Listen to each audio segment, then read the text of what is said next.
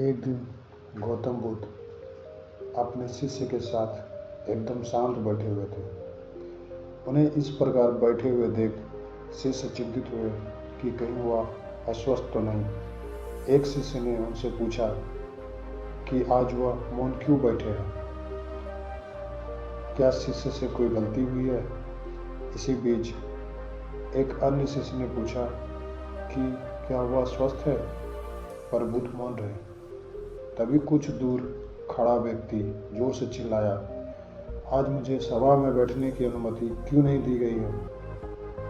बुद्ध आंखें बंद करके ध्यानमग्न हो गए। वह व्यक्ति फिर से चिल्लाया, मुझे प्रवेश की अनुमति क्यों नहीं मिली?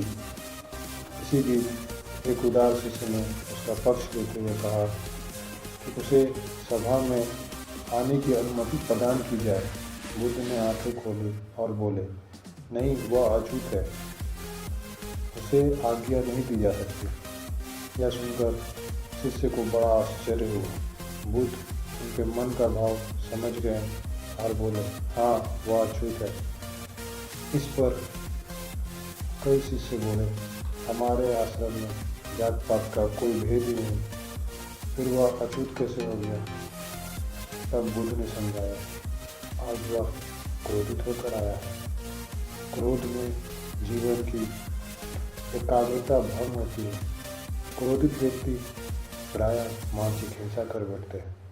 इसीलिए जब तक वह क्रोध में रहता है तब तक वह अछूत होता है। इसीलिए उसे कुछ समय एकांत में खड़ा रहना चाहिए। क्रोधित शिष्य भी बुद्ध की बातें सुन रहा था।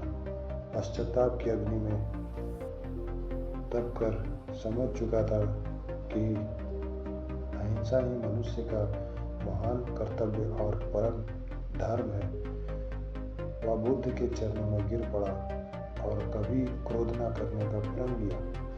आश्चर्य यह है कि क्रोध के कारण व्यक्ति अनर्थ कर बैठता है और पश्चाताप उसे बाद में होता है, जिसका कोई लाभ नहीं मिलता। इसीलिए हमें क्रोध नहीं करना चाहिए।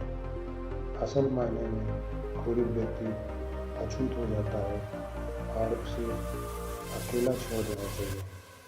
क्रोध करने से तन, मन और धन तीनों की हानि होती है। क्रोध से ज़्यादा हानिकारक कोई और वस्तु नहीं।